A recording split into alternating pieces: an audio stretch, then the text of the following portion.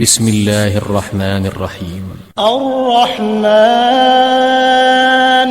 علم القرآن خلق الإنسان علمه البيان الشمس والقمر بحسبان والنجم والشجر يسجدان والسماء رفعها ووضع الميزان ألا تطغوا في الميزان وأقيموا الوزن بالقسط ولا تخسروا الميزان والأرض وضعها للأنام فيها فاكهة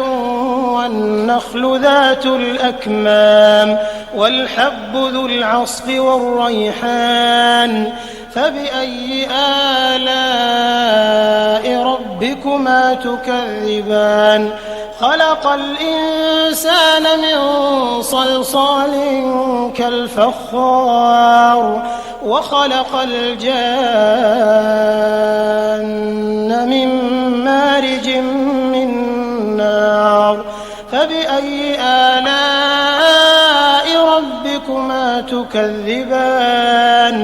رب المشرقين ورب المغربين فبأي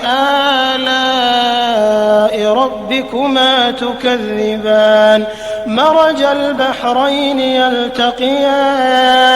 بينهما برزخ لا يبغيان فبأي آلاء ربكما تكذبان